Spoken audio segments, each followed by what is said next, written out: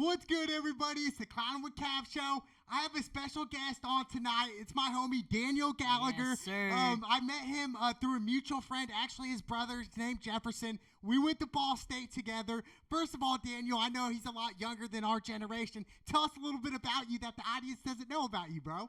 Well, it's like he said, we're from a different generation, but it's really like feel more mature than most of people around my age. Definitely because of different situations growing up. For sure, 100%. And since it's a different generation, Daniel, since you're so young, tell us a little bit about you and your life. What's it like growing up dealing with, we have social media technology now to where it's, even when I grew up, we got into that, but it really wasn't like the iPhones we have today. Oh, yeah. It's not like the stuff that we could get any information that we need off the snap of our fingers, and you could do that as well, Daniel. So tell us a little bit about the transition of you being able to do that compared to people who are like, in their 50s now. They didn't have the access that me and you have. Really, it's different because, like you said, growing up with all of this, it's just like I have it at the tip of my fingers, and it feels really different because, like how I said, I feel more mature. It feels like a 50-50 with most kids in this generation. Either you're more mature than what you should be, or you're way less mature. It's like social media is kind of raising us more than our parents. Which is crazy, right, bro? Yeah. Like, why is it like that? Why is social media kind of influencing definitely the youth so much now? It's really been an influence for quite a while, even before I was probably born. Like, it's influenced many other things than just, kids' lives. Yeah. But probably just because of how widespread it is and how large it is in general is probably why it's so impacting on kids' lives even now. For sure. Now, moving forward in the future, Daniel, do you think it's going to be better for social media technology to where we're going now? Or is it going to impact, younger kids like yourself or even younger than you to where it's like, maybe social media is maybe separating the youth, separating society in a way? Is that the case or is it just both ways? I feel like you said, I don't really know how it's going to be in the future because I feel like with technology growing and getting smarter and better, I just kind of feel like kids will probably be more dependent on other things than themselves. Yeah. Because they'll have more at their fingertips. Like me at the moment, I just kind of have like information off my fingertips because, Google and everything. But it feels like way ahead in the future, they'll have anything at their fingertips, really. Like, Anything, yeah. Which is crazy. So tell us a little bit about your education, Daniel. Now, are teachers like teaching you like stuff from the book, or is it all on the internet now? Where's it going? Like, what are the teachers teaching today in middle school and high schools today? Like, what's the difference now? Or is it just like, hey, the teachers give you an assignment, and you're like, you know what? I'm just gonna Google some of it and get information, or how does that work, Daniel? Or at least some of your schoolmates, do they do that? If we're being honest, if I was in online school, I'd definitely Google it because learning in online school is way too hard. You can't focus on anything. But I've always been a bright kid growing up.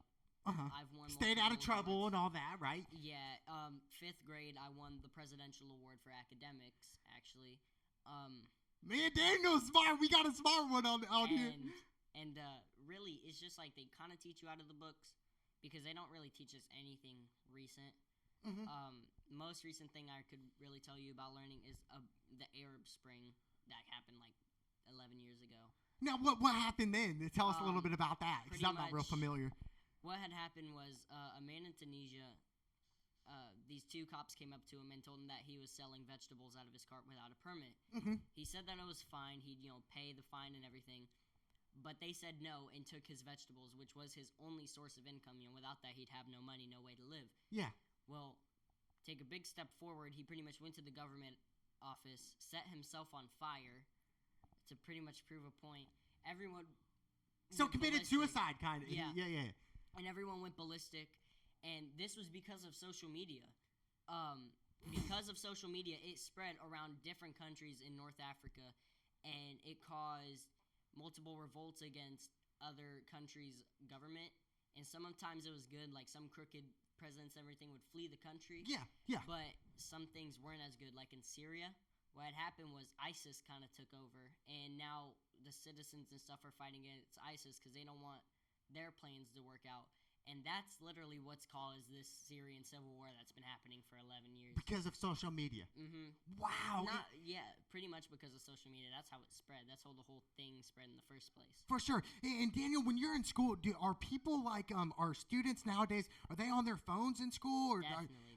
So it's kind of like, yes, us as humans, definitely the youth, even the people in their 20s and 30s. I feel like we are hooked on our phones, not just in school, in society, when you're driving your vehicle, just in public in general. Now, I feel like it is taking some of our happiness away in a way. Can you agree with that, Daniel? Like some of media or what the media is presenting us, we're seeing the killings, the shootings, everything negative nowadays. It's like, where's the positive information coming from?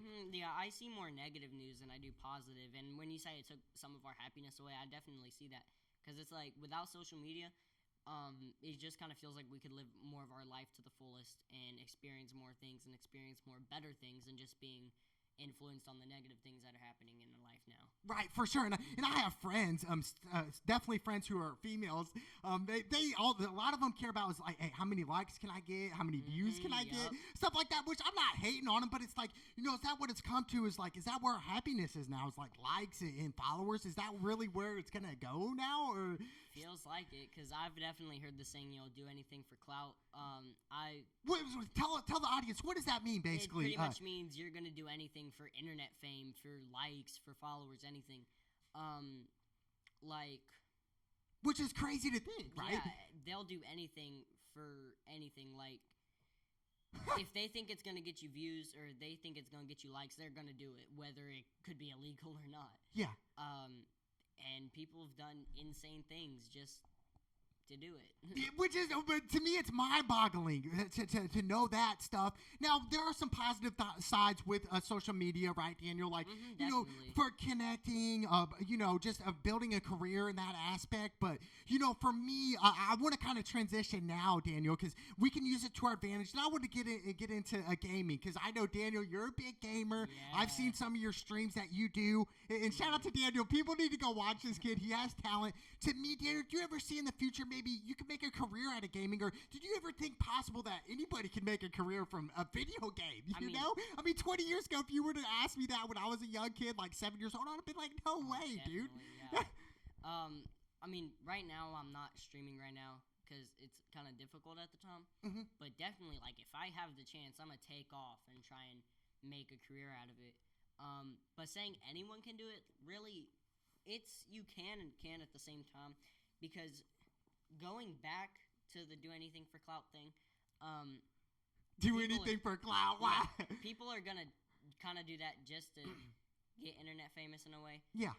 But people are mainly gonna want to watch you if you're good. If you're kind of a bad player, they're not gonna really watch you, because what's the point in kind of watching that?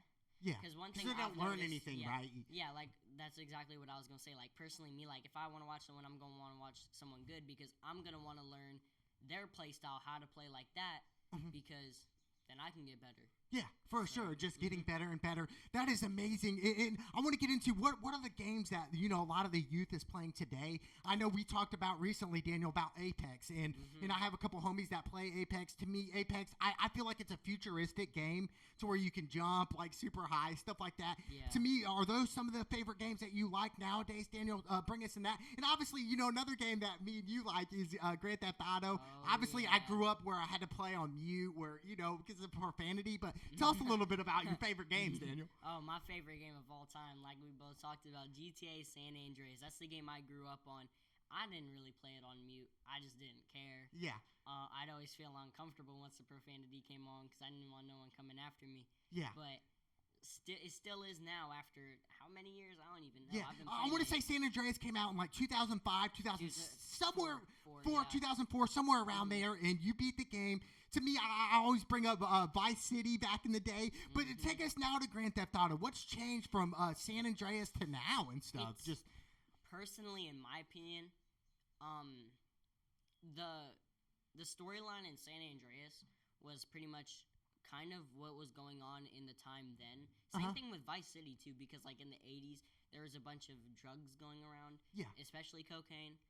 So back in Miami, for sure. Yeah. So it's just kind of like a whole Miami Vice Scarface kind of thing, which it was going around in Miami at the time, so they're kind of basing it off true events in San Andreas in the early 90s. Like, I don't know if I can say this because I don't want to spoil the game too much. Yeah. But they took after the 92 riots when Rodney King got beat, and you know how they caused riots everywhere. They took after that, gang violence, everything going around in LA around the time. Yeah. And then now, Los Santos 2013, it's just kind of, USA Today. Yeah. Robin Hanks and stuff. It's just kind of Right. not as interesting. Like, the graphics are cooler, yeah, but it's just like, it's not mainly story focused. The story just kind of feels cliche in my opinion. Yeah. And I want to ask you another question, Daniel. Now, what about, maybe the older generation might say, well, bad video games leads to kids maybe shooting up a school, maybe getting into that. Is that just mainly just people's mindset, or do you think bad video games can lead to violence? No, that's definitely their mindset. Here's an example. The Columbine shooting, right?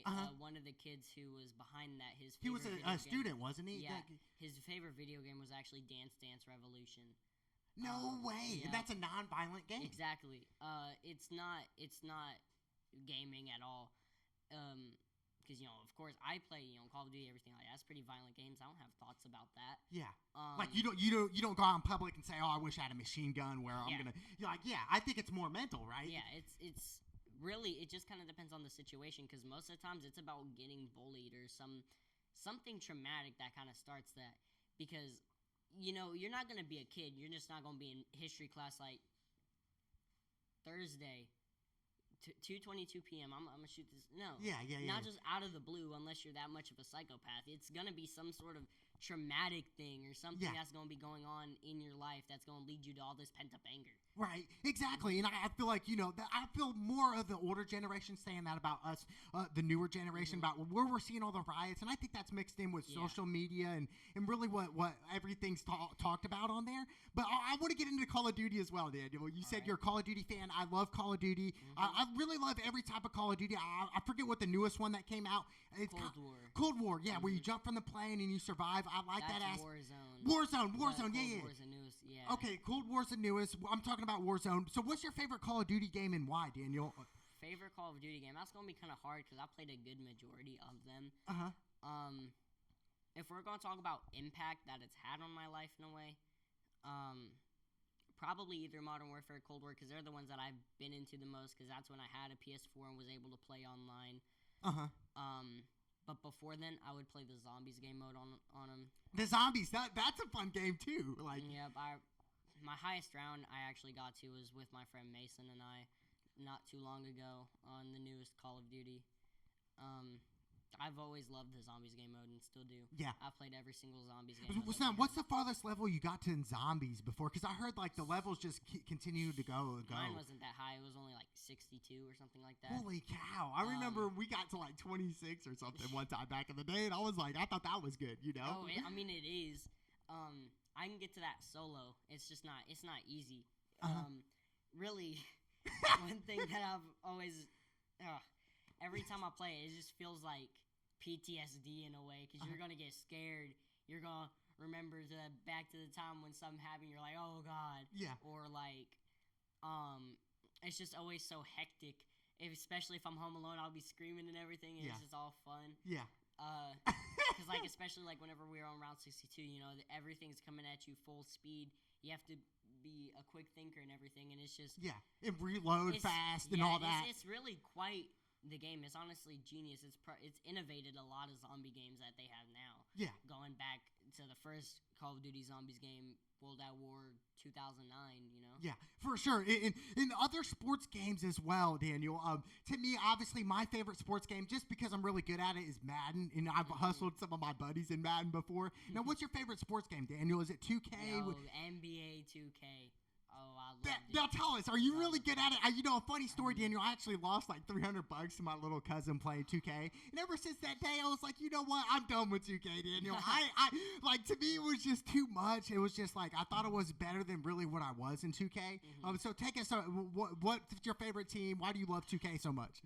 Well, if we're going to talk about basketball in general, my favorite team is the Nets. But like I say, I'm not a bandwagon. Everyone's gonna say that because the Nets is a super team now. But like I always say, I've been a fan of Kyrie since he was with LeBron on the Cavs, 2016, 2015, around that time. And then, you know, he got drafted to the Celtics, or not drafted, but traded. Yeah. And then went to he went to Brooklyn Yeah. with him, KD, and then Harden came along, then Griffin, Yeah. Aldridge, even though he had to retire.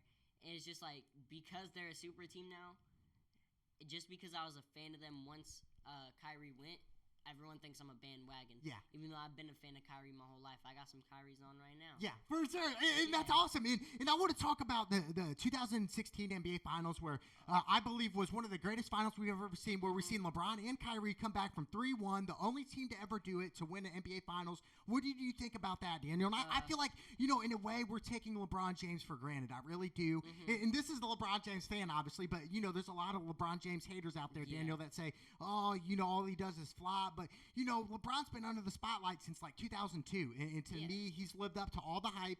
I just feel like we're taking it granted for him, you know, if that makes sense. Yeah, definitely, because since he didn't even play college, he got drafted straight from high school. People are obviously going to expect highly of him. Exactly. And really, I'm not even a LeBron hater. I just kind of see him and MJ as equal. I guess best way I could put it, LeBron's the best player of the 20th century. He's the best player of the 21st century so far, definitely. Or at least best scorers. But really, I think LeBron James is pretty good. Very good, actually. Especially like going back to the 2016 finals, that 3-1 comeback. Legendary. I don't think it's ever going to really be topped.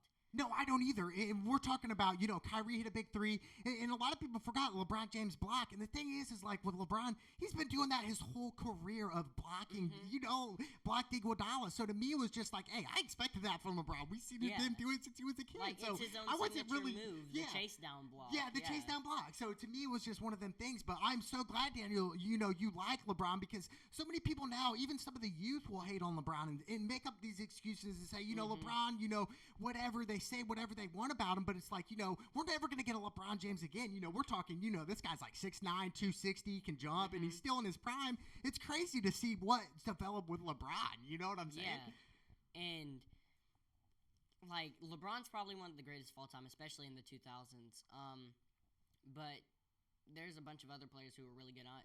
They could be even on LeBron's level, in my opinion, because, you know, I've been a fan of basketball only for a few years, but I've been into it enough to where I know my fair share of basketball knowledge, and just about basketball in general, the love for the game, even the love for the video games. And it's just really changed how I looked at basketball from when I first started playing it. You know, when I first started playing it, I knew nothing about it, and now I could tell you a good amount of things. For sure. And also another player I know we talked about earlier about Steph Curry, and I think Steph Curry is definitely the best shooter ever. I think he really revolutionized the NBA and really what today's game is. And you even said now in like middle school and high school, these guys are pulling from three now, to where when I was then, it was like, hey, do not shoot threes. Yeah, like back then, if you shoot a three, you're going to be good. Yeah. But like now there's middle schoolers, high schoolers that are pulling these insane threes, like Steph Curry, and then you got like Zion Williamson when he was in high school, even in college, throwing down those insane dunks. Like, it just kind of feels like they're going to expect more from the NBA. That's kind of why earlier I was talking about an addition of the 4-point line. Because it's do you think they're really going to do that? Is basketball going to come to that? It could. I'm not saying it's going to be like they're actually going to do it, but I feel like they should in a way, because I feel like definitely in the future people are going to want more from the NBA, because like I said, kids in middle school and high school nowadays are doing the same things as NBA players, so they're definitely going to want more. Just the only difference between the middle school, high school, and NBA is people know NBA players' names. You don't really know many kids from middle school. You've definitely seen clips, but you don't know their name or their number. Yeah, for 100%. And that's what's crazy. Now, speaking of Zion, you know, he's young as well. Do you think Zion can maybe, you know, have the potential? And I know a lot of people are saying he has LeBron James talent and athletic. And I can disagree with his athletic ability. No doubt, Zion is just a freak in general. Do you think he can maybe live up maybe to LeBron or maybe even another superstar? I truly believe if Zion stays healthy, I do see him being a superstar in the future. I could see him being a superstar in the future, too. The thing about LeBron's status, too, is LeBron's a good overall player, too. Like, he can shoot threes, go for mid-range. Pass. Pass, and same dunks. But you normally just see Zion in the paint, you know? No problem with that. He, like you said, he's a freak. But, like, trying to say living up to LeBron. It's just he's gonna have to be a more versatile player, an all-around player, you know. Yeah. So Be able to play defense, block shots, yeah. stuff like LeBron does. Yeah. And I like how you notice that because, everybody says, oh, LeBron's just a good scorer. He can pass, whatever. But LeBron is the complete package. He can really do everything. Yeah, he he's can an play 1 through 5, Mm-hmm. which is crazy. Mm-hmm. He could play in all 5 positions, and none would really be wrong with it. He has a really good 3-point. Of course, a chase down block for his defense in general. Of course, a beast in the paint. Yeah. And can even pull jumpers from mid-range. Like, what is there to LeBron that you can't really like? Right. And Daniel, you said nowadays, people are shooting threes way more. Mm-hmm. Does that surprise you, or is it just like, hey, this is the new age of basketball where, you know what, you guys can do dunks, slam dunks, but we're going to shoot threes, and, eventually we're going to be ahead and score at the end of the game if we continue to hit threes. Well, wait, I see it is back when the 3-point line was introduced, and I think either like 1974 or 1979, somewhere around that. Yeah, in the late 70s. Yeah. In the late 70s, once the 3-point line was first introduced, people even then, didn't shoot from 3. I'm pretty sure they only averaged like 2 to 3 3-point like attempts per game. Mm-hmm. They only shot like about 3 times. Yeah. Going to now, Steph Curry. Yeah. Draining threes all the time. Going back. All right, I digress. We're going back to then. Mm-hmm. Nobody shot from 3. They're not going to. They're too afraid to because they don't want to risk that missing shot it or getting benched. Yeah. And then later on, they're progressively shooting more shots, and then people just kind of learned how to do it. Yeah. That kind of goes back to the 4-point line because it's like evolving in a way. Yeah. They just added the 3-point line. People got used to that to where middle schoolers, high schoolers are shooting that. And now the new challenge is going to be that 4-point line. Yeah, and I really think Steph Curry, guys like him and Damian Lillard, I really think, they are really changing the game of basketball to where it's like, hey, deep threes are just like, free throws to them now. That's what's crazy because it's like, I was always taught like, those are bad shots. What Steph Curry's doing, sometimes Damian Lillard, those are bad shots where they're shooting, but is it a bad shot if they make it? No shot's a bad shot if they make it. Yeah, that is crazy. Yeah, that's a good point, Daniel. Yeah, like MJ said, you miss 100% of the shots you don't take. Like especially going back, if you're not gonna try to make those shots, how do you know if you're gonna make it? Yeah. And in my opinion, that's kind of what Steph Curry kind of did, changing the game wise. Because people of course were gonna shoot threes before him quite decently, especially because it was in the 2000s, 90s, but not as much. Yeah. Steph Curry came in, going deep threes, even regular threes, shooting them, like you said, like they're free throws. Then he's just kind of proven, if you don't shoot it, you're not going to make it. Yeah. You just go ahead, and now it's completely changed the game. For sure, 100%. And I know we talked about MJ and LeBron, and you said their goats in their generations. It would be crazy because, when we look at MJ's story, right, Daniel, where it's like, dude, this was in the 90s where, they didn't have the social media that we have, and yet MJ was still such an icon. Like, even like, Obama, everybody liked MJ. To me, if MJ played today, Daniel, would he be just as big, if not bigger, in today's society with social media, with everything that we have? If he had pretty much the same career just with today's social media involved, he'd definitely be bigger because he's not just an basketball icon, he's a fashion icon because of his brand, Jordan. Yeah, for sure. And especially, like, he's even grown so much today because of that brand. And I feel like he'd definitely be a whole lot bigger. I mean, saying he's, like, one of the first African-American billionaires, I feel like his net worth would shoot up even more if he was in today's time. Because of social media, because he could sell a lot quicker on that platform. That's interesting. Especially, if we're going like this, let's just say we put him more in the future with social media, and then we'll also put inflation into account. So imagine, like I've always wanted a pair of Air Jordan 1s. They're pretty expensive now. Yeah. But imagine with inflation in the future to where they're more expensive. For sure. To where maybe him being the first billionaire, he could be the first person with, $2 billion. Yeah. It's gonna change, especially with time. For sure. I think it's gonna be a long time till his brand dies down, let alone him. 100%, and I love MJ. And I'm going to say one more thing about LeBron because I'm a huge LeBron fan, and so many people disagree with me on it. They call him, a phony, whatever. But I just think, with LeBron, the way he's handled it, he's came into the league. And we look at LeBron's story, Daniel, where he's never gotten any trouble. He's never got arrested. He's never got a DUI. None of that. You know what I'm saying? LeBron's always stayed on that straight path, and I really think that's why LeBron is such a big icon, especially to the youth now, to where, man, they look up to LeBron. They want to be like LeBron. They want to play like LeBron. Or am I wrong on that? Like, around your group? No, you're right. Like, LeBron, outside of basketball, he's a really good person, really. I read about this one time that... Yeah, he's opened up a school for children, you know? Yeah, and even, like, back in his high school days, like, he didn't grow up with a father and lived a pretty tough life in a pretty, like, in a town with a pretty high crime rate. Akron, I think. And then grew up to become one of the best NBA players. And it's just, like, a really good coming-up story. Oh, Like, there's other come-up stories, like, not even in basketball, like, in music and everything. Yeah, for sure. And speaking of music, let's switch gears a little bit into the music. Now, I feel like music today is definitely different than the early 2000s where we had, we have the Young, 50 Cent, all those. But tell me, who's your favorite group? I know you said you love J. Cole. I like J. Cole, too. Yeah. What other music do you like as well, Daniel? Especially, kids around your age and the youth. What are they listening to nowadays? Well, my music that I'm into is definitely different from stereotypical kids my age at this time. I'm listening to my top 5's Kanye, J. Cole, Kendrick, Frank Ocean, Tyler the Creator, stuff like that. But then you got kids listening to music that shouldn't even be considered music, like WAP, with Cardi B's hit song, yeah.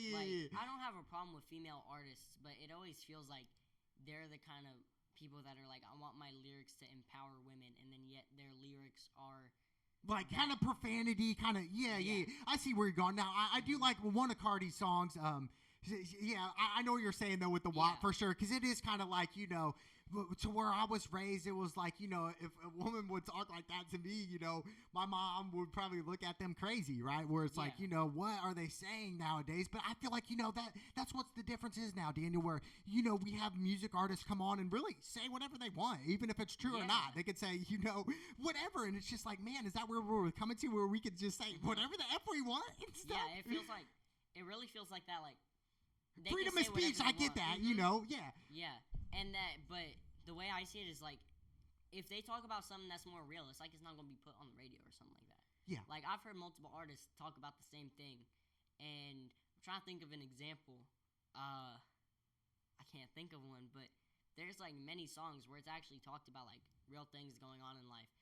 But they don't play that on the radio, but just some hit song made about nothing just because it's catchy, they're going to play it on the radio. It's just kind of... For sure. And I feel like nowadays it's more like, all right, can we put out a hit song? It's not really like, hey, I want a good album. I want this. I just want a hit song nowadays. It's like I just want a one-time, one-hit wonder thing, for an example. Speaking of which, like J. Cole, I could go on about this for days, but back in his early days, like the Sideline Story era, he was mainly focused on making a hit song or a hit album, not about what he really wanted to do. He just focused on what was popular at the time. And then fast forward 2 years to his Born Center album. You could even listen to it now. The song "Let Nas Down." You know who the rapper Nas? Yeah, for sure. He's one of the iconic hip hop figures ever. Nas. And the whole song is pretty much about when J. Cole dropped the single. He was pretty much making that single. He's trying to make a hit single. Yeah. He wasn't focusing about what he wanted to rap about, just what was popular. He was focused on what kind of music, what kind of sounds was popular at the time. And according to the song, he got a call, and he was saying that Nas hate the single. And J. Cole had always been a fan of Nas. I always wanted to be like him. And why did Nas not like it at all? I don't think he really talked about that in the song. It just kind of got to the fact that he didn't like the song. And pretty much the way it goes is like, he gets a call saying that Nas hated the single, and it's just, he's kind of grieving and everything. Like, the person that he idolized doesn't like his own music. Yeah. And so that's kind of like the point in time where he realizes it's not necessarily about the popularity or the popular sounds. It's about what he wants to rap about. Yeah. And then next album, 2014 Forest Hills Drive. Which was an instant classic. I love that one. Oh, one of my favorite albums. Yeah. it's a classic, no doubt. And then went platinum. All of his albums went platinum, Yeah. actually. For sure. And I think a lot of people like yourself, Daniel, like J. Cole, because, you know, some of his raps is actually like real life scenarios to where really stuff relevant what's going on instead of, you know, I have a bigger house than you, I'm better than you. Yeah, You know, to where it's more like pride. J. Cole's really not about, I'm better than you or I'm prideful, if that makes sense. He's actually not even like that. He's more humble. Like, you know, he sold his car and then bought a bike.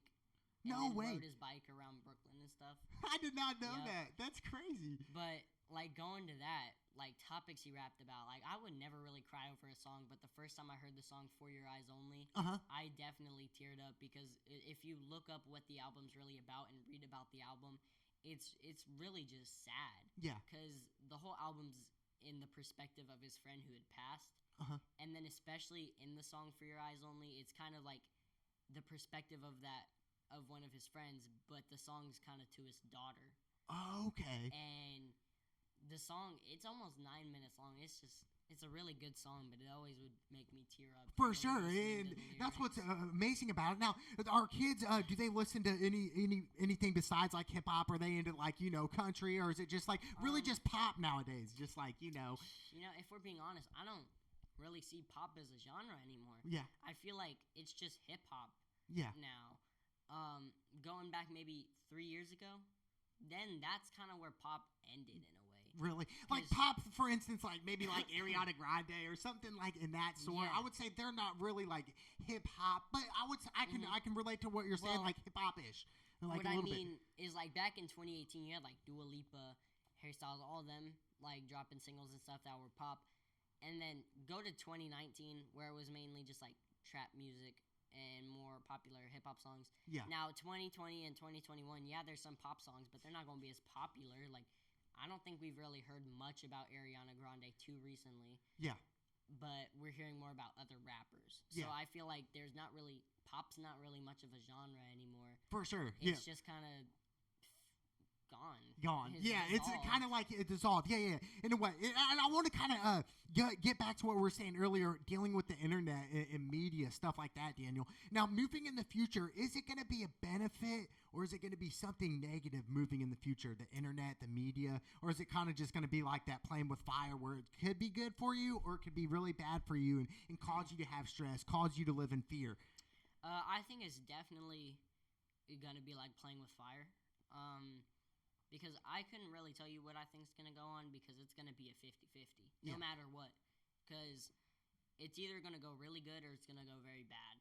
Because there's some people that believe, robots going to take over and whatnot. Yeah. There's other people which is crazy, which AIs, they're advancing, it is crazy. Oh, they're advancing a lot. And honestly, at this rate, it's kind of scary in a way. Yeah.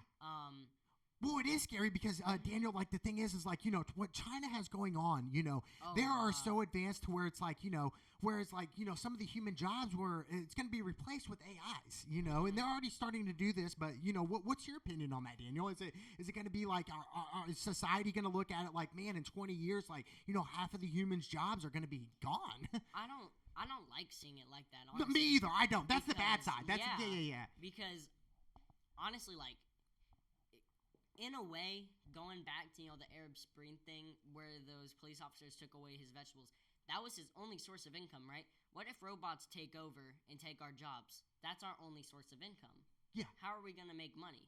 The government can't really just give us a lot of money. Right. And that's what you said, what causes inflation when the government's prints giving more money. Yeah. And just gives away most of the money. So it's like, if that's going to happen, then what's going to happen? Because no one's going to have jobs. How are they going to make money? You don't want inflation or else you're going to end up like, I think it was, Zimbabwe, where like 30 million of their dollars is like $1 or something like that. Wow. Yep. Which is crazy because nowadays, Daniel, with currency now, it's like Bitcoin, Dogecoin, like everything right now is kind of going towards the internet now, which is crazy because it's like, maybe in 50 years, which is hopefully not where the actual physical money is going to kind of be irrelevant to where it's all going to be online, you know? I actually read an article not too long ago in my ELA class about them eliminating the penny, like the possibility of it. The penny's not really that much of a change because, it's only 1 cent. Yeah. But that's still kind of, drastic, saying that they've had the penny for so long and that they're just gonna think about eliminating it. Like I could see the whole upside to it because I'm actually kind of fine with them eliminating pennies. Yeah. Because they cost more to produce than they're worth. That's what I heard too, So, which makes sense why they want to stop it, right? Yeah, and then it's just pennies are just so impractical. Yeah. Because no one wants to stay counting them up. For sure. It'll take it forever. Yeah. 1, 2, 3. No one wants to do that. So it's just, I'd say eliminate the pennies. It'd just be easier. For sure. And now in the future, do you see maybe like currency like Bitcoin? Do you think that is really the future of currency moving forward? Like, we're in the new era now, Daniel, where, back 30 years ago where it was never like that. I couldn't about Bitcoin. Yeah. I wouldn't know what you're talking about. Right. Or like, hey, I'll cash app you this money or Venmo or, PayPal, whatever the case is, in Apple Pay, where nowadays it's like, 20 years ago where it's like, dude, no way. Yeah. Like, I can't send you money online. I don't think like 50 years from now or maybe even 20, I don't think it's just going to be Dogecoin or Bitcoin. It's going to be a lot of different ones. Yeah, like what I'm thinking is just kind of like today. You got Cash App, Venmo, where it's not physical money. I think it's just going to be like that in the future. Because, we even have it now. Yeah. Credit cards, Venmo, Cash App, PayPal. Like you said, Bitcoin, Dogecoin. It's all just virtual money. Yeah. What are you going to do with the actual paper money or metal money, whatever you want to call it? Yeah. But just, what are you even going to do with it in the future? Because it's almost going to be irrelevant. Yeah. Because when you could just pull out your phone, get on an app, and then just directly send someone money instead of, having to, go open your wallet, pick out that certain amount of money, count that money. Yeah. It's just going to, I feel like it's just going to be physical money is just going to be irrelevant in the future. And that's what I was kind of stating, maybe 50 years, who knows how long really, but to way we're moving, dealing with technology, Daniel, to where we're just going quicker and quicker. We need everything now. To me, it's crazy, right? I mean, even like you said, like we can like, sign people, with NBA contracts, NFL contracts, to where it's like, hey, we'll pay you in Bitcoin now. We'll pay you with that currency, to where it's like, 20 years ago, it's like, dude, this is never going to happen. Oh, yeah. We never heard of stuff like, like Netflix, stuff like that. Yeah. It was all like Blockbuster. It was all Blockbuster and just movie rentals. Yeah. No one even knew what streaming was. For sure. And I think, speaking of Blockbuster, I really do think Blockbuster really changed the game in that era to now, because we look back in the 90s when Blockbuster was really hot in the early 2000s, they kind of revolutionized, what we were seeing now, to where going to that, actually, I'm pretty sure the creator of Netflix even made Netflix because I think some about his Blockbuster card. Or he couldn't get some from Blockbuster because of his card. So he just created Netflix, something like that. Yeah. So it's just kind of like a butterfly effect. If Blockbuster weren't a thing, all of these streaming services wouldn't be either. For sure. Which is amazing to me. Butterfly effect is just such a wild thing. Yeah. And Daniel, tell us a little about your school. You said you're an athlete. What sports do you do right now? And tell me your passion about it. Well, I'm really into basketball, but I don't really play it. You love to watch it, which is great, because I love basketball. It's my passion. I mean, I love 2K, like I said, my team and everything like that. Yeah. I love that and basketball itself. I'm just not playing it like that. But the sport I actually do play is track. I run track. This is my first year in track, but I ran cross country for 2 years before, so I've been running all my life. So Yeah.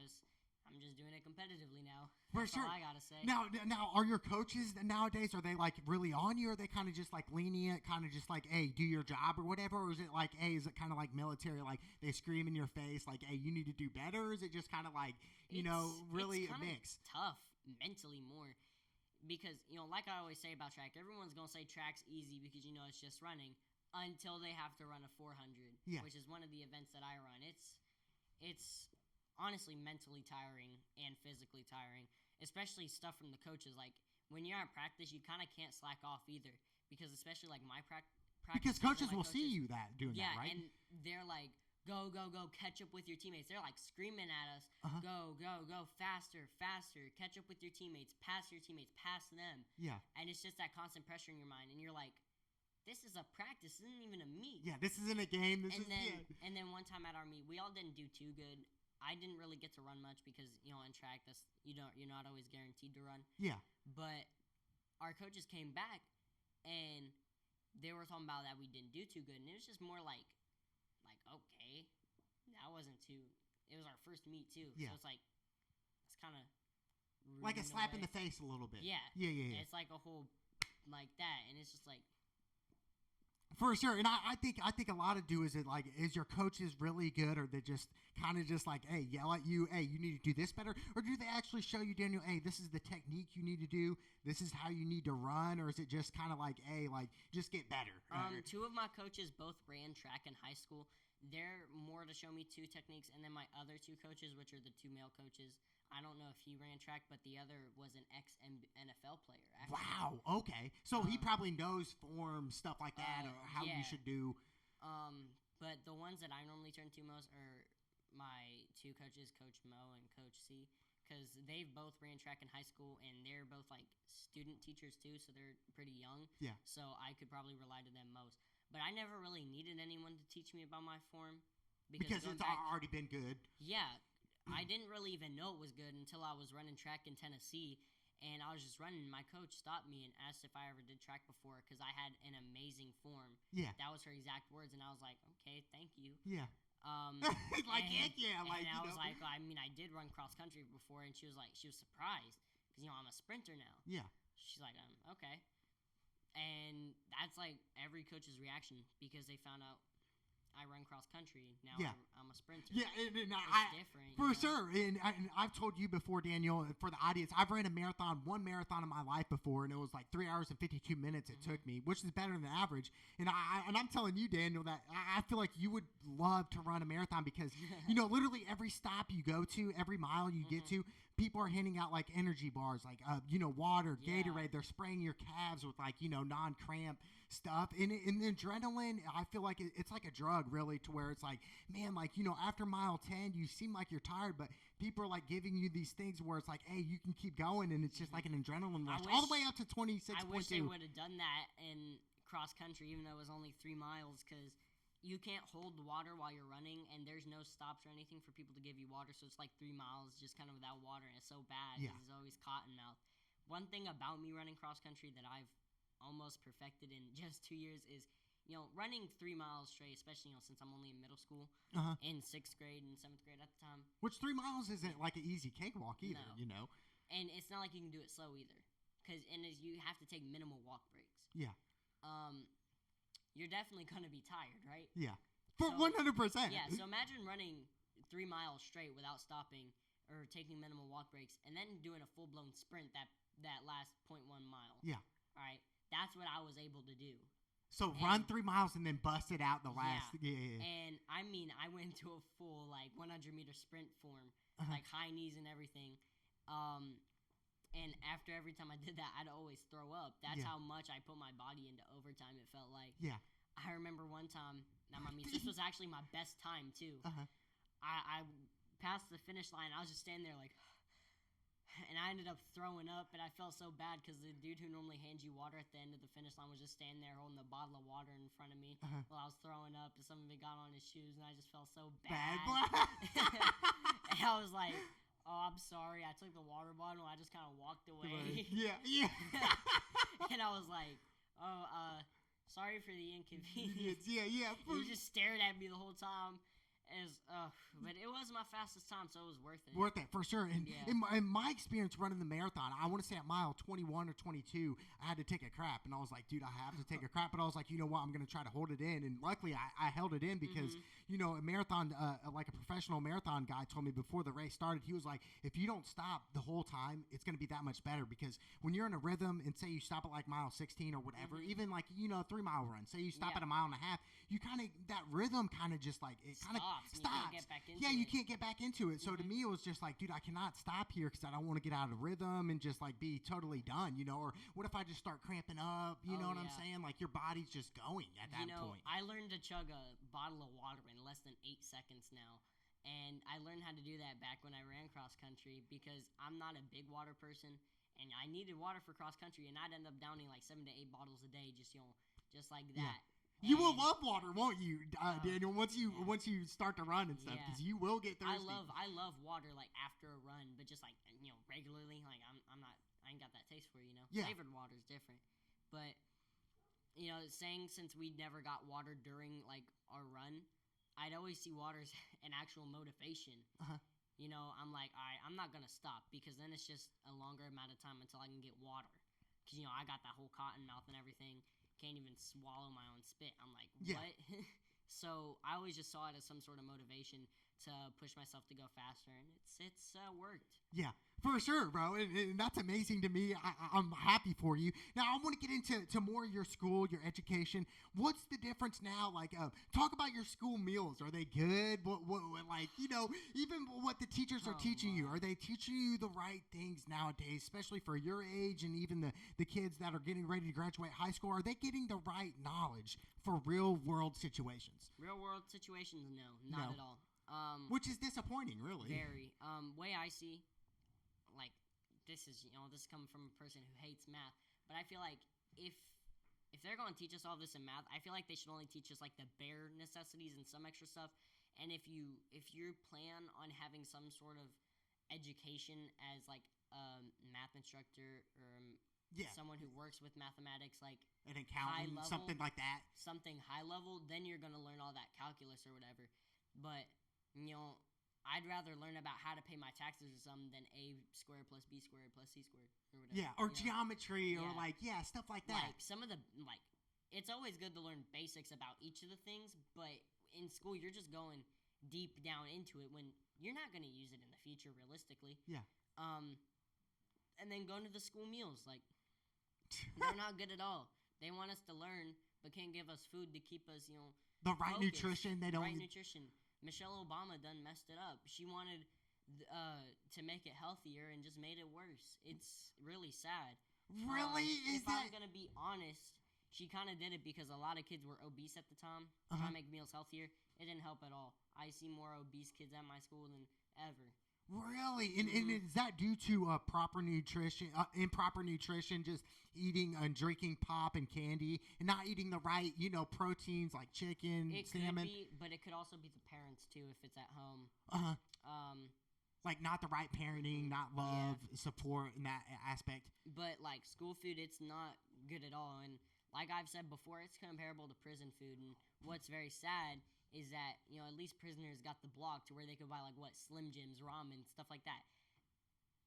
We don't. Yeah. And the thing is, you guys aren't criminals. You guys didn't kill anybody or rape anybody, stuff like that. Rapists and murderers are eating about the same as a 7th grade student, and that's just sad to think about. That is crazy, dude. I remember my school lunches. I didn't think they were the best, but always liked the pizza and stuff like that. But even when I do look back at it, it's like, man, they were. I mean, they would feed us like, chips, candy, all that stuff to where really, it causes obesity. People who don't like, play in sports to where, they're not getting the physical activity. So it makes sense why a lot of the youth is going to be obese and have the improper nutrition, which is sad to think. And talking about like sports, another thing about like childhood obesity and stuff like that is I feel like they should put more emphasis on physical education, because that's going to be a main part in it. You can lose weight just off of a diet, but exercising is also going to help it a lot. Yeah, remember back helping your all around life, right? Yeah, and I remember my school back in Tennessee, we actually had to do full blown exercising, like push-ups and everything, stuff like that in the morning. And I didn't have a problem with it. I was always fit. But, there's going to be kids who are heavier weight and they're going to have trouble with that. But that's going to help them in the future. That's really going to help them. But now, like, I don't really have a problem with this because, I'm more fit just in general. But we kind of just, gym class, we sit down at the beginning. They're like, okay, kind of do whatever you want as long as you're not sitting down.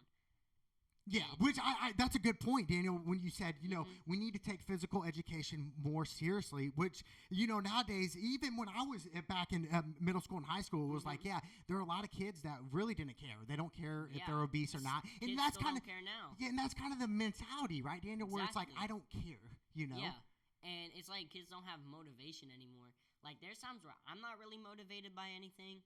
I just kind of find something to be motivated about. And it's honestly kind of hard because it's like, going back to school, it's like it all depends on grades. Like, that's why online school would be so easy because with Google, you're just pretty much guaranteed A's. Right, because you can look it up right away. You can, everything is right there. Here's how grades are completely irrelevant, right? So let's say we're doing online school and I Googled all the answers and I got straight A's. That's going to be able to possibly get me into Harvard, But then once I don't have Google anymore, I'm gonna flop. Yeah. I didn't learn anything, but I still got good grades. Yeah. That's all the school cares about. That's all what any school system cares about in America. Dang. And that's the sad thing. If you put birds underwater and tell them to swim, they're not gonna be that good, are they? Yeah. That's crazy, dude. I cannot believe that. That's a great point to me. And why is the mentality now definitely dealing with the youth? Why even kids in the 20s around my age, it's like they don't care. And the thing is, it's like that comes with the price, right? When you don't care, it's like there's going to be consequences for your actions, right? Yeah. For instance, I know we talked about the school shooters, about how could video games influence it, which is completely wrong, right? Yeah, It's all your mental. And I Yeah. think is there a problem dealing with our society, Daniel, dealing with mental illness? And I think it's definitely a consideration to where we definitely need to talk about mental issues out there. And I think it all boils down to really self-esteem. What do you think about yourself? But is mental illness something bad? Definitely dealing with the youth I today. think mental illness is really bad, and one thing that really makes it horrible is, like we were talking about, motivation. And society really makes that motivation bad, because if you think about it nowadays, society is really just going to tell you those good jobs you kind of have a slim chance in having. Most times you're going to end up at working at McDonald's or something. Yeah. And I'm guessing that's probably why people in their 20s or kids nowadays just don't have that kind of motivation. Because what's the point in trying when everyone's telling you that the best job you're going to get is working at local Dairy Queen or something like that? Yeah. When you want to be something highly successful, but society and everybody's telling you that that's so slim, you're probably not going to be able to do that. Yeah. Now, do teachers say that in classrooms, Daniel, where they're like, hey, for instance, say a kid's like, yeah, I want to be like my dad, be a lawyer or somebody. And, what if they're like, well, you're probably not going to be that. Do they ever tell kids that in school where you're like, you're probably not going to end up doing that? Not many times, but they've pretty much told us that in track practice before, after our meet. I remember our coach, who had been in the NFL, was kind of saying they don't want us to be mediocre and everything. Which is great, right? Yeah. Yeah. Strive for better. But the way he told us was kind of just downgrading us. And here's the bad thing. I kind of find it ironic because, he was in the NFL, but if I went to look up his stats, I didn't find anything. Yeah. So it's like, we could use the same thing against him, Right, exactly. So he didn't really pan out in the NFL, but he made it, but didn't really was a superstar. I made it to the track team. Yeah. I may not be a superstar. Yeah. But it's the same thing, For it sure. goes both ways. And I think that's crazy because, with teachers, and a lot of times, we see in society now, Daniel, where they're underpaid, they don't get paid a lot, which I think, that's sad. That's sad. And I think part of that is, they, not all teachers, but I would say some teachers, that's why it makes sense why they would say, you're probably going to get a local job. You're not going to really fulfill your dreams, or they'll just tell you mediocre stuff to where, you guys are just mediocre. And to me, it's like that kind of, like you said, it really it de-escalates you as a human to where it's like, man, you're telling me I can't fulfill my dreams. But I ultimately believe, Daniel, being born in America, you could really come from nothing to something and really put whatever you want to do in your life, and that's why we were talking about gaming and stuff. And almost anything. But it's like going back to teachers being underpaid. That's also why most teachers don't have motivation. It's like they're working for nothing. Yeah. And plus, kids nowadays, there's just so much to put up with. And I really feel bad for most teachers, really. Really? Yeah. Which is sad because I know some teachers. My sister, she used to be a teacher as well, and she ended up going into the medical field or whatever. But it makes sense now because teachers, it's like, dude, they get $40 grand, and there's some shitty jobs that pay more than what teachers would make. Which is I'm pretty sad. sure. I don't know how much they get. 60 a year, maybe. Something like that. Yeah, yeah. It just depends. Sure, yeah. Yeah, I'm pretty sure there's a lot of jobs that pay more than 60 a year, and it's just quite sad. Because really, teachers, if you think about it, is one of the most important jobs you can have. Because without that, nobody's going to become anything. Yeah, nobody's going to learn anything, right? I mean, especially, even your age and even younger, it's like, the teachers definitely in elementary, middle school, and high school, it's so important because, that really paves the path of what they're going to do for the next 20 to 30 years if they live that long, So it's like, when we hear instances where you're not going to be shit, you're not going to do good in life, and it's just like, man, that's not good. And going back to that, it just feels like it just doesn't really feel that great because, it feels like the whole education system's like a movie because teachers just have strict learning plans that they don't even make up. Yeah. Pretty much America themselves is writing it, and it's just not good for anything. It's like not I good said, for you to grow and learn better and stuff like that. But I also think, in a way, media's playing in a part, right? Because you even said, Daniel, where there's kids now on their phones to where if we were on our phones, I didn't have a phone in middle school, but I know some did. They had the Razor. I don't even know if you remember the Razor. It was a flip phone. But then it was like if you had a phone, you were going to detention. You were getting in big trouble. But nowadays it's like, hey, you can get in. They get on to kids for that, but they just found ways to hide it. I'll be honest. Sometimes I'm on my phone if it's a topic that I already know or I'm just bored in class. Yeah. So I'm either listening to music in class because I love my music, or I'm just probably finding something to do on my phone because it's like. Because, with me being a kind of gifted kid growing up, it's like kind of going into grades is like, I already know what I'm doing. Yeah. I'm just going to get an A on it. Like, up from kindergarten to, like, 6th grade, I never studied for a test. You're lying. I never studied. I still don't. And you just study. naturally just I gifted. still don't study. Yeah. I never study, and I still manage to get pretty good grades on my tests. Yeah.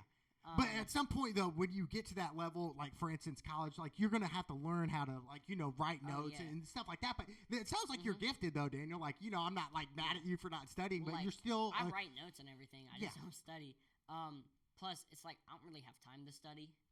Because you're in track, you're playing sports. I don't get home till, like, almost 6, and I still have other stuff to do. Yeah. And it's just, like, I kind of want to have my own life. Like, it's kind of like you're an adult in a way. It doesn't feel like it. Yeah, with the time school starts and ends, I don't have any time outside of school except for the weekends. And I don't have time to do anything at all. Like, I barely have time, even play 2K or Apex or anything. That's kind of why I don't stream anymore. I don't have time to do it. Yeah. And it's just kind of stressful because I want to do this, but I also got to try and find time to do it when I can't. Right.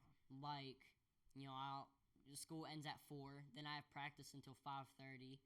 I'm coming home. I'm tired. Yeah, from practice. Yeah. And from school, so I'm mentally tired and physically tired. Like, I'm not even tired the way I want to sleep. My body's just aching and tired, and it just wants to rest.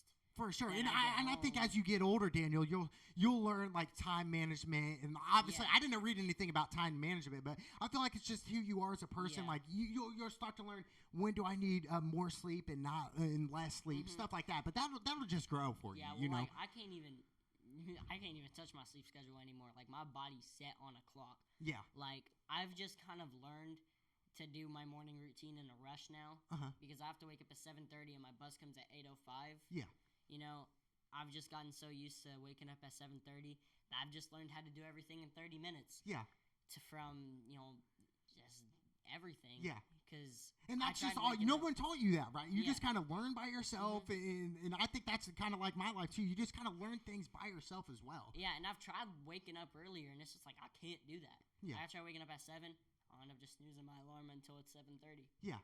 For sure, and through time you'll start to learn these things, and you'll even start to learn like people who make mistakes, and it's like I don't want to do what he did, right, or he or she did that type of mistakes. But it's amazing, Daniel. And back to the gaming, do you think maybe in 10 years you think you could maybe make a living off gaming because your talent? We know the talent's there, Daniel. It's really just the mindset of just pursuing it, right? Yeah, I'd really love to make a career out of it. It's just really hard because like I'm a kid, Yeah. And I don't. But the thing is, kids at your age, Daniel, they're not like as mature, I would say, because they're kind of like not really on the own. You know what I'm saying? Like you're not responsible to go do things to where typical kid your age would be like, I don't care. My parents are gonna back me up. For example, that's pretty much what they're thinking. But like me, I'm thinking of what I need to get to make this career start off even more. Like I'm a child. I don't have a teenager if you want to be technical, but I don't have a credit card. I don't have a source of income. So I need to get like a laptop to edit videos. I need to get other things. But which will take time, you know. Yeah. It's definitely going to take time. But it's just a matter of how much time. Because I want to be able to get this stuff before this whole like thing ends, because I don't want to end up getting all the stuff and then just not being into gaming anymore. Yeah, for sure. Yeah. Because the love still has to be there, the passion. Yeah. But that's the thing. I'm just worried that it's going to take so long for me to get these things that I don't know if I can do it. Yeah. See, don't think like that, Daniel, because, even for me, what I want to do, obviously, pursue my career with Kyle like, McCaff. I have a passion for it. For like, me, I know it's going to take time. for sure. And I'm 28 years old right now, and it's like, it took me years to get all my equipment, stuff like that. And that's the thing. It's like, don't become impatient because, through time, you will eventually get there. You know what I'm saying? And I know I'll get to my goals in my life, but it's going to take time. It's not going to happen overnight. We see successful people, and it's like that. They didn't get LeBron didn't become LeBron in one night. You know what I'm saying? I know it's going to take time. It's just a matter of I'm just worried that because I'm going to end up growing older, I'm just worried that I'm going to grow out of this. Oh, okay. Yeah. Because I definitely know it's going to take time because I know the money isn't just going to come like that. Yeah, for sure. Definitely saying I don't have any source of income. Yeah. I'm just saying that, like, I don't want 10 years from now, I got all my stuff. Yeah. But I don't feel like gaming anymore. Yeah. But who knows? Maybe in 10 years you'll be like, I still have that fire under my belly to where I want to do that. You know what I'm saying? Stuff like that. Which is crazy. It's dealing with media as well to where, that's what technology is now. Imagine, Daniel, if me and you were born in the 1900s where we didn't have this type of stuff. We didn't have cell phones. We didn't have any of this. That's kind of where, like, I always hear kids like, oh, if I was born in the 1900s, I wouldn't be able to live. No Wi-Fi, no nothing. But what people kind of need to think about realistically is they're saying if you were born in that time, let's say you're born in 1900, you're not going to know what Wi-Fi or anything is. So how could you know if you're going to live in it or not? Because you're going to be born and raised with it. Yeah.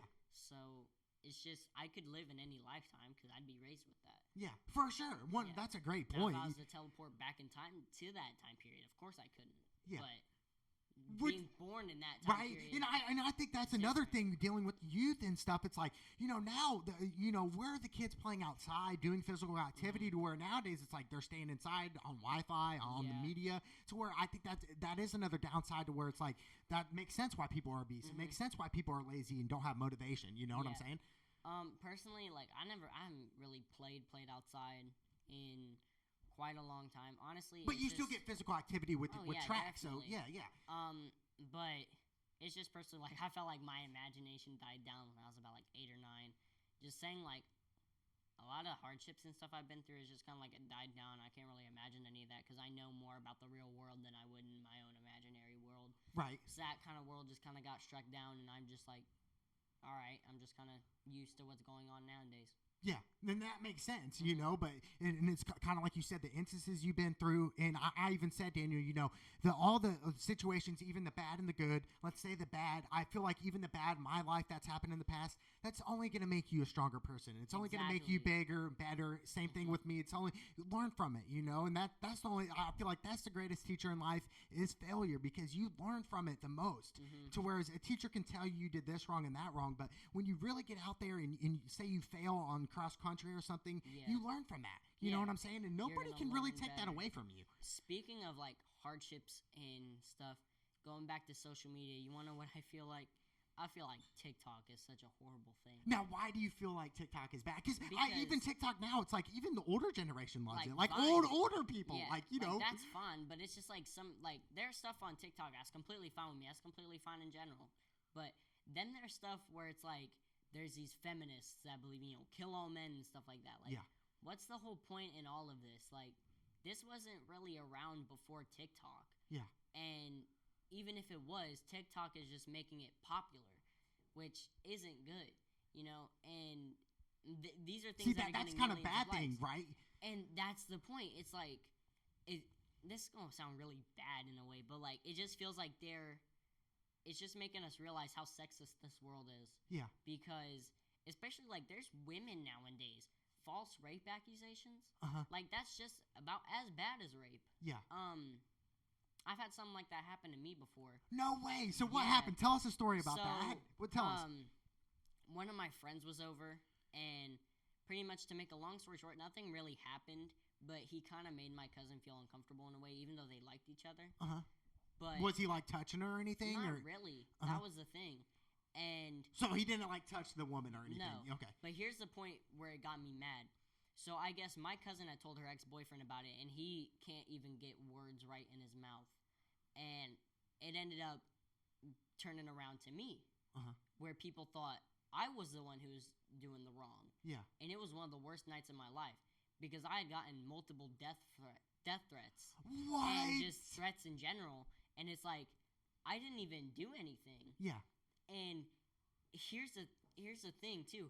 I got screenshots and everything of her boyfriend saying that he did all He's this. gonna like kill you and stuff like that? Not kill me. Or just like but, beat you up? saying, what happened was he was one of my friends, and because he was just like a really toxic person, I decided I was just gonna drop him, right? Yeah. Because of that, he said he was pretty much gonna get me. So he made all of these accusations about me because I did this, and I got screenshots of him saying that. Uh-huh. And this is the part where it gets kind of funny, because everyone that was making threats about me turned it around to him because they found out that I wasn't in the wrong. And it's still going to be one of the worst nights of my life. And I remember January 18th, 2021. Uh-huh. And that's not that long ago. I mean... I even wrote something in my notes about it. Uh-huh. So this day. really, so you were with your friend and his girlfriend, and he was kind of being weird. He didn't, he didn't lay hands on her, but was he saying like something sexual to her, or like? I wasn't really there around them. It was just kind of like,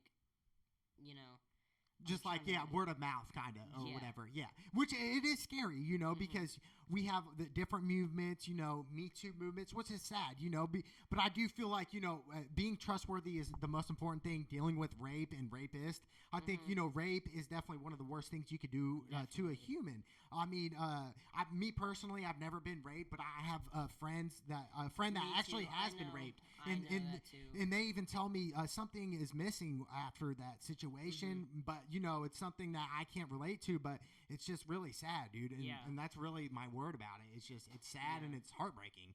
Really is, because it's just like also horrible to think about. There's people just like that in the world. That are just, they're either born like that or just something. Yeah, I think it really boils down to their mental, and I don't think anyone can force you. I mean, we can blame things to cause people to rape, but I really think it's really what's in their heart, and it really boils down to evil and hatred. That's what we see now, Daniel. Not just rapists. I mean, we're seeing the shootings, the riots. Everything. I mean, cops and cops getting shot as well as cops shooting others. So my thing is, Daniel, dealing with violence and hatred in the world, is it ever going to end? Are these riots going to end? Are these shootings going to end? The school shootings? It's never going to end, because I don't think there's ever going to be a point in this world's history where there's full world peace. There's always going to be something that's going to happen, no matter what. That's just what humanity is. That's what it's about. Because it's never going to be good. The shootings will never go away. The hatred will always be here. So is it going to get better? My question, moving in the future. I'd say it could get better, but I'm not going to say it's going to get fixed. Because just like so many things happening, like just go back to the 60s, segregation, everything was so big. And then people thought it ended, right? And then now we're going back to this, where everything just feels like it's based more off of stereotypes. Like, it's not full-on segregation. But it's still stereotypes. But a white person will say you can't do that because you're black, or a black person will say, hey, that's a black thing. You can't do that because you're white. It's stuff like that. Yeah. That makes sense for sure, and I think that's part of the system as well to where people are raised where, hey, you're white, you're black, you're good. It doesn't matter. I ultimately think at the end of the day, where us humans come from one race, and I don't think really we're just. I do believe we're one human race. Well, racism is taught. It's not. Yeah, exactly. It's taught, and that's what I always had a debate as well. Is racism is taught in the world, and we see it definitely, with the older generation, right? The older generation. I'm not saying all the older generation, but mainly the older generation. They teach the youth of like our age. That's what they grew up hey, with. this is what you need to do. You need to hate these type of people, and it's like why, And I think ultimately racism sucks your happiness out of you as a person. It really does. Because, it just kind of feels weird because my school's like. It's not segregated at all. It's just kind of a primarily black school. And it just feels kind of different because I know a lot about racism and stuff, and it just kind of feels different being a white kid in a school of primarily black. Now, why does it feel different for you? It just... Are you treated different, or is it just... Not really. It just feels different because, since you know what racism is, all you kind of think about is the stereotypes in a way. Yeah. Like when people look at you, they're like, oh, he's a white boy or whatever. Yeah. And like an example is, this isn't being racist, whatever. This is just being based off stereotypes. This is primarily black school. A lot of the kids play basketball. They really do. And I haven't played basketball, and I haven't really been good at it since like 2019. Yeah. So I'm kind of worried when they're all playing, I don't want to choke up because... Yeah, and look bad or whatever. Then they're going to go directly to the stereotypes. Yeah. So I'm just trying to avoid all of that and everything. It's just kind of different, and it's just really, really weird, kind of. Really? Okay. Well, now, what's the weird part of it? Is it just like, do you have friends, or is it just kind of like you Yeah. feel like you're kind of separated from others? Yeah, I'm more of kind of the quiet kid, unless I'm getting used to it. But for the most part, it just kind of feels like it just feels different because most of the schools I went to primarily white. Mhm. So, like, there's no racism intended into what I'm saying. It's Yeah. just what I've grown up with. Yeah, for sure. And it's just a big change because of actually the culture in these schools in a way. Because really, I'm liking the school a lot. It just feels more lively in a way. Uh-huh. More So- alive, more, like you're there. You need to be, Yeah. which is a good thing, right? Yeah. To whereas, some schools it's really, down, quiet. You're not like learning stuff. You're not enjoying your time. But as Yeah. long as you enjoy it, you know what I'm saying? As long as you have a passion, you can't complain, right? You know what I'm saying? Yeah, exactly. For sure. So that's amazing to me. Daniel, I am so glad you got on my show. Me We're too. definitely going to do another one. Yeah. And one more question, Daniel. So in 10, 15 years, where do you see yourself at? If you could decide right now. I know that's a long time. 15 years from now, I'll be like, 28? I'll be your age. Yeah. I'll probably see myself pretty semi-successful. Uh-huh. I'd like to see myself working some sort of job while also keeping up my streaming or gaming career on the side. Uh-huh. And then maybe 5 years from then, I'd really like to see myself going full-time into that gaming For career sure. And instead of that's that where job. I'm at right now, where it's like I want to do this full time in the next 5 years. So for Yeah. sure. And that really boils down to Daniel, to whereas nobody can tell you anything. To what I mean by that is like nobody can say, you know what, Daniel, you can't do it. Yeah. You're not going to be able to do that. Nobody can tell you that. You can do it.